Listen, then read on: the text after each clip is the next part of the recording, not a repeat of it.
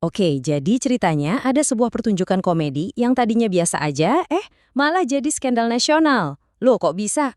Nah, di sini kita bakal bedah tuntas kasus yang sempat bikin heboh se-Indonesia ini. Semua ini berawal dari satu angka 10.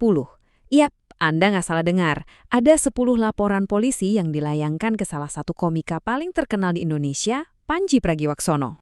Bahkan, ada seorang pewawancara yang bilang begini, Raja stand-up komedi, tapi diborgol. Wah, kalimat ini benar-benar nangkep anehnya situasi ini kan? Gimana ceritanya, panggung buat ketawa-ketawa, malah berujung ancaman hukum yang serius banget. Nah, pertanyaannya, kok bisa sih beberapa lelucon aja bikin heboh segede ini?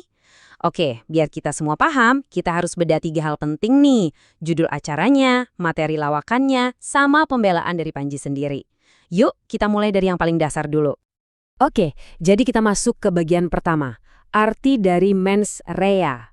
Judul acara spesialnya Panji ini, mens rea, itu bukan kata biasa. Ini tuh istilah hukum. Dan percaya deh, istilah ini jadi pusat dari semua drama yang terjadi. Jadi, apa sih mens rea itu? Gampangnya gini, mens rea itu artinya niat jahat dalam hukum. Nah, ini yang membedakan antara kecelakaan sama kejahatan. Contohnya ya, kalau Anda nggak sengaja nyenggol pot bunga sampai jatuh, itu kan kecelakaan. Beda cerita, kalau Anda sengaja ngambil pot itu terus dilempar ke orang, nah, di situ ada mens reanya, ada niat jahat. Dan niat inilah yang jadi sumber perdebatan. Dan disinilah letak ironi yang paling utamanya. Judul acaranya kan mens rea, artinya niat jahat. Tapi coba lihat di posternya, tertulis jelas, dijamin tanpa mens rea. Nah loh, ini kan kontradiksi yang sengaja dibikin buat bahan lucu-lucuan. Tapi kayaknya nggak semua orang nangkep humornya nih. Oke, sekarang kita masuk ke intinya. Jadi, apa sih sebenarnya yang diomongin Panji sampai bikin banyak orang marah? Nah, semua keributan ini berpusat di 3 lelucon spesifik. Yang pertama, lelucon yang menyasar Wakil Presiden Gibran Rakabuming Raka.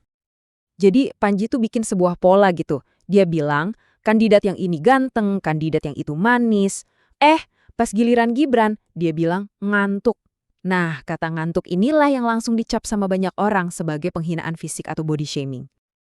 Lanjut ke yang kedua. Kontroversi muncul pas dia nyebut nama almarhum komedian Babe Cabita. Tuduhannya jelas nggak sopan bercandain orang yang udah meninggal.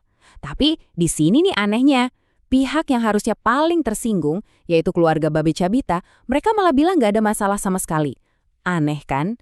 Tapi ya gitu, kemarahan publik kayaknya udah jalan sendiri aja. Dan yang ketiga, nah ini dia, kita masuk ke topik yang paling sensitif di Indonesia.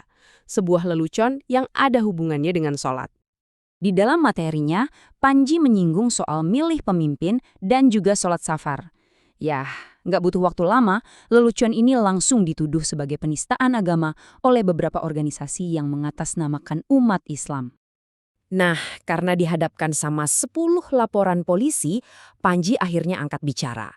Dia coba ngejelasin pembelaannya, mencoba menarik garis yang jelas antara apa itu komedi dan apa itu hinaan yang beneran ada niat jahatnya. Masih inget kan soal lelucon Gibran tadi? Menurut Panji, itu tuh pakai teknik komedi klasik yang namanya aturan 3 atau rule of 3. Gini cara kerjanya. Langkah 1, bikin pola. Ganjar itu ganteng. Langkah 2, lanjutin polanya. Anies itu manis. Terus langkah ketiga, polanya dipatahkan. Gibran itu ngantuk. Nah, kata Panji, lucunya itu datang dari elemen kejutan ini, bukan karena niat mau ngehina. Pembelaan dia yang paling utama itu berpegang pada satu kalimat yang diulang-ulang terus, menurut keyakinan saya. Nah, bagi dia, kalimat ini tuh semacam penegasan hak berpendapat. Dia berargumen kalau menyuarakan pandangan pribadi, ya walaupun mungkin bikin ada yang tersinggung, itu bagian dari kebebasan berekspresi, bukan tindak kejahatan. Jadi bisa dibilang ini inti dari argumennya. Menurut dia, komedi yang beneran lucu itu nggak mungkin lahir dari kebencian. Kalau niatnya cuma mau nyerang, ya penonton nggak bakal ketawa. Makanya, menurut Panji, kalau ada yang tersinggung, jalan terbaiknya itu ya dialog, bukan langsung lapor polisi. Tapi, apa emang sesimpel itu? Atau jangan-jangan ada agenda lain nih di baliknya? Nggak lama kemudian muncullah tuduhan kalau semua ini cuma pengalian isu politik yang udah direncanain. Panji sendiri ngebantah keras tuduhan itu. Dia bilang dia nggak dibayar siapa-siapa. Tujuannya katanya cuma ada dua. Pertama, ya jelas buat menghibur. Kedua, buat ngasih edukasi politik tapi dengan cara yang asik dan gampang dicerna. Terus gimana nasibnya sekarang? Nah, proses hukumnya ini masih menggantung, situasinya masih belum jelas dan cukup rumit. Dan ini nih, mungkin fakta yang paling menarik dari semua ini. Coba deh pikirin. Dari semua orang yang jadi bahan leluconnya, baik itu Pak Gibran atau keluarga almarhum Babe Cabita, nggak ada satupun loh yang lapor polisi atau bilang mereka tersinggung. Semua laporan justru datang dari pihak lain, pihak ketiga.